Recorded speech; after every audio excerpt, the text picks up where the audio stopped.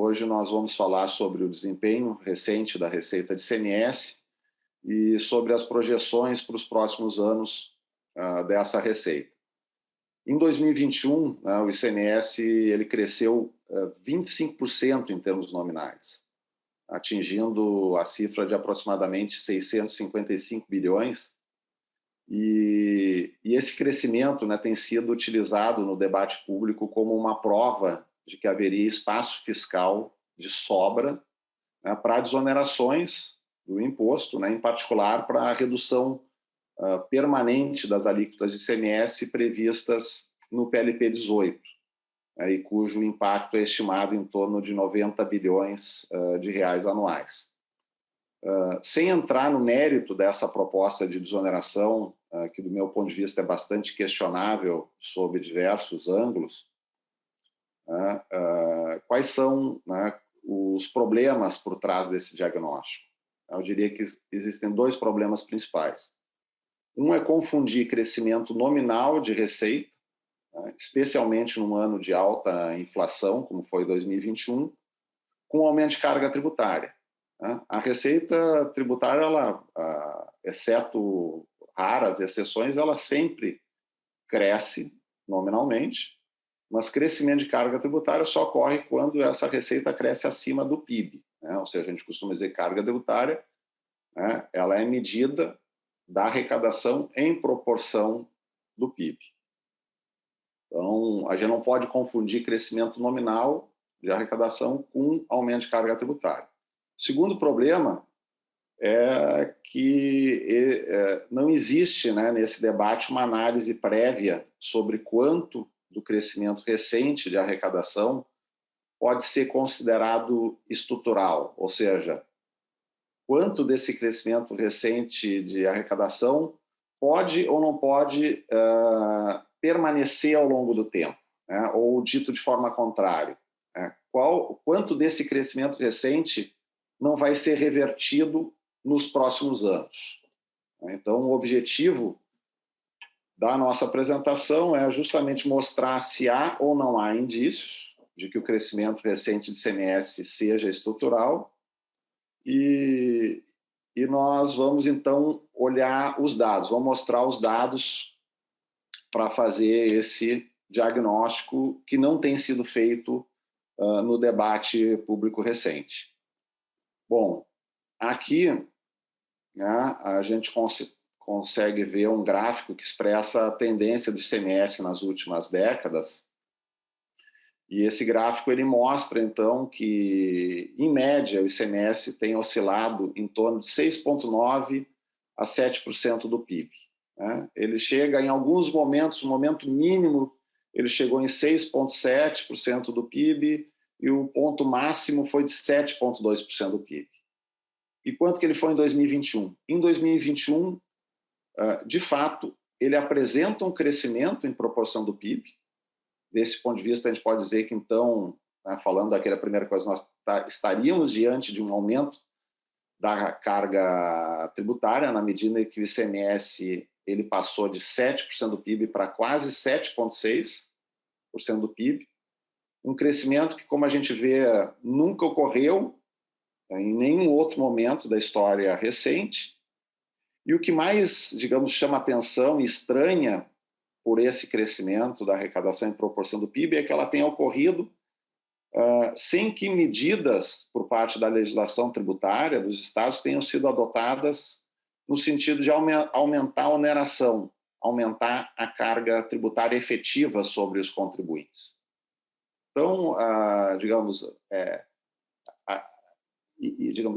essa situação ela produz a reflexão, ou seja, o que explicaria o crescimento recente dessa receita do ICMS, o que estaria por trás desse acréscimo de 0,55% do PIB.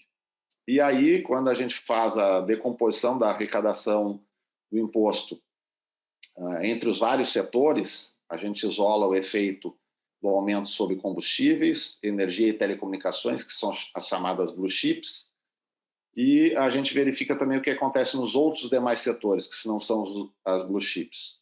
A gente verifica que 0,22% do PIB de crescimento ocorreu no setor de combustíveis. No setor de energia e telecomunicações, a gente tem uma situação bastante estável, com uma pequena queda, inclusive. Essa queda é explicada principalmente por telecomunicações. Nesse caso, é uma queda, inclusive, estrutural. Ano após ano, a receita de ICMS de telecomunicações tem caído em proporção do PIB. E, por fim, então, nós temos um crescimento da arrecadação de ICMS nos demais setores econômicos, da magnitude de 0,38% do PIB. Ou seja, ao contrário do que poderia se imaginar, né, talvez muitos imaginassem que esse crescimento que a gente teve extraordinário de ICMS em 2021 poderia ter a ver principalmente com as blue chips ou com os combustíveis. E o que se vê é que, embora combustíveis explique em torno de 40% da ampliação do ICMS em 2021, os outros 60% são explicados principalmente pelo crescimento da arrecadação que houve nos demais setores econômicos, ou seja, seria na base tributária tradicional do ICMS, na indústria e na agricultura, né? E por que isso acontece? Por que houve, né, por que há esse crescimento extraordinário, então, em 2021?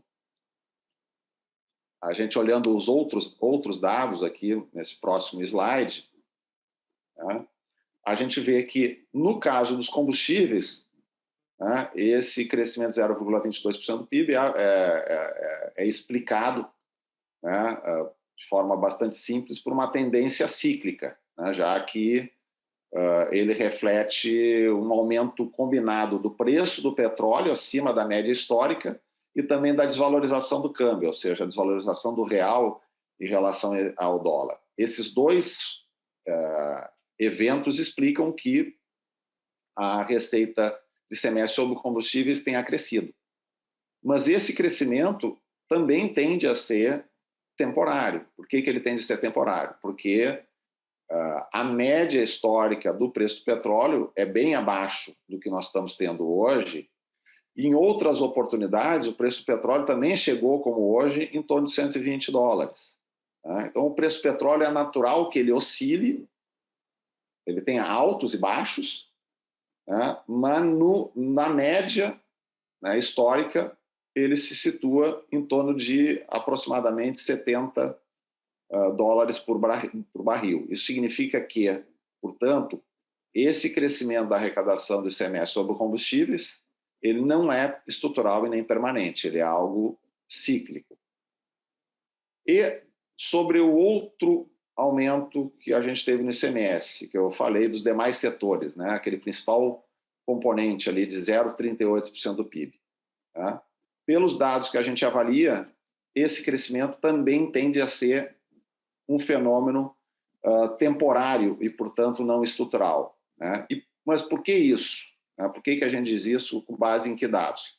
Aqui nessa tabela, a gente consegue ver que o crescimento do ICMS dos demais setores ele foi superior ao PIB, ou seja, houve esse aumento da carga tributária por aquilo que a gente chama efeito composição, ou seja, a base do ICMS, que é composta basicamente pela indústria e pela agricultura, né, ela apresenta, pelos dados do IBGE, um crescimento extraordinariamente mais alto em 2021 do que o PIB como um todo, né? Particularmente um crescimento mais alto do que o setor de serviços, né? Ou seja, em 2021, enquanto o PIB cresceu 16%, né, o valor adicionado da indústria cresceu 24%, o valor adicionado da agricultura 36% e o de serviços 10%. Né? Considerando aí que a base tributável do ICMS é uma média, né, do valor adicionado da indústria e da agricultura, muito mais próxima da indústria, né?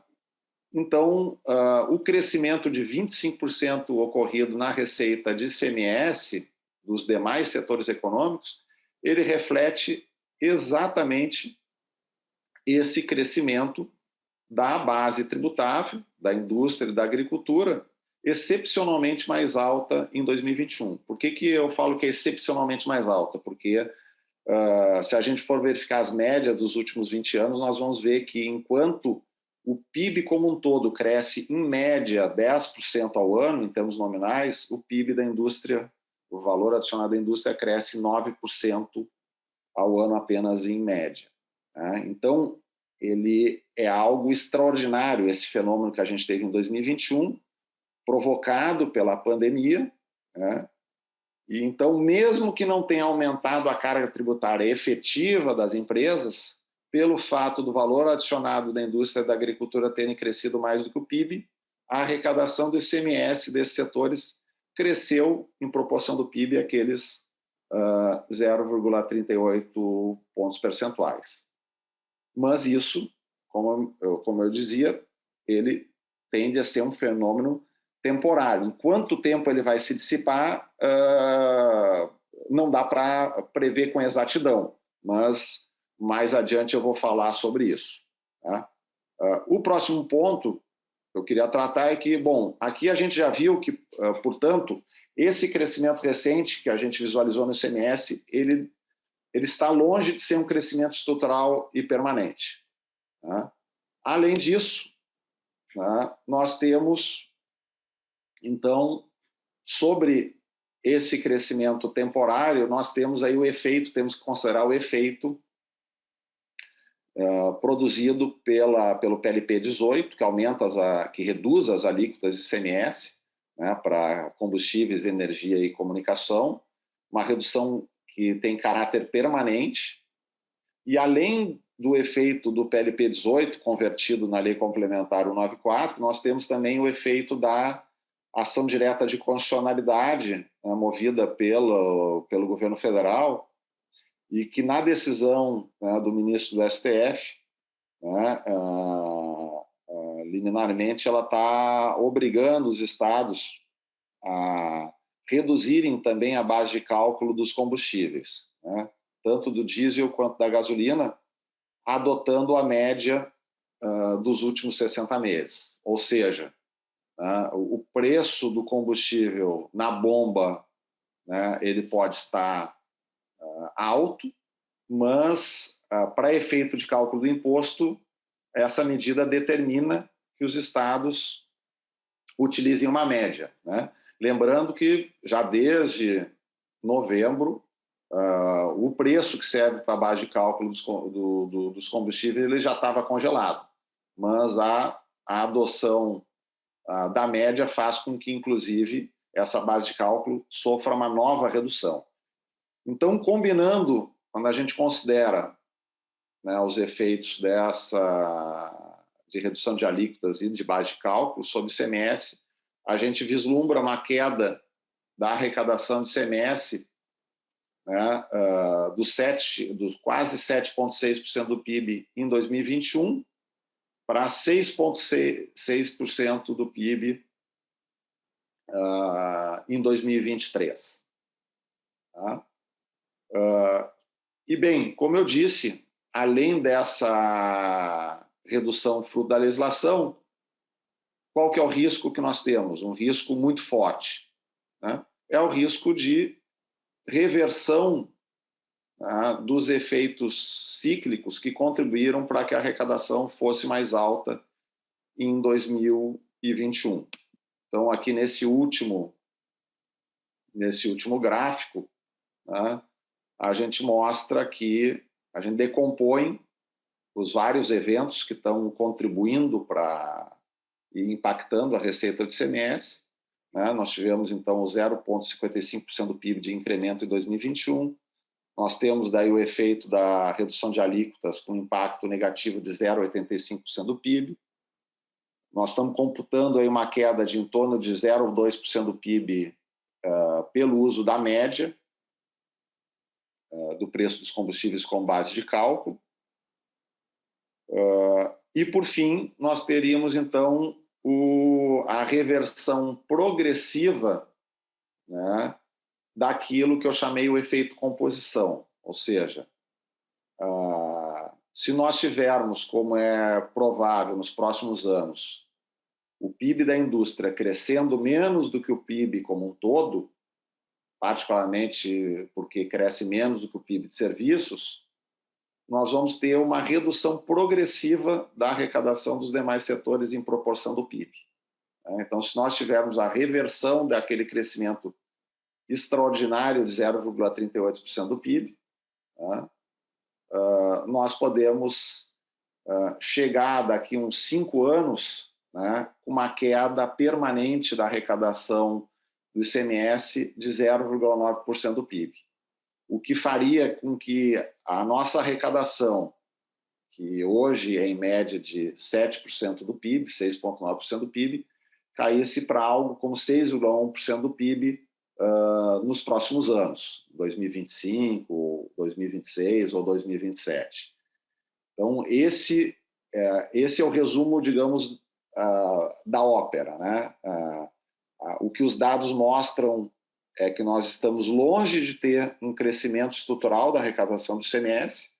Os dados mostram que o crescimento que a gente verificou em 2021 se deve essencialmente a fenômenos cíclicos, seja pelo lado do preço do petróleo, seja pelo efeito de composição do PIB, extraordinariamente favorável à indústria, e que, em consequência disso, ao a gente computar os efeitos das medidas legais, e jurídicas que estão sendo adotadas, implicando em redução permanente, do ICMS, redução de alíquota e redução também de base de cálculo, nós corremos um sério risco de ter uma deterioração da principal fonte de receita dos estados, na ordem de 0,9% do PIB no próximo período.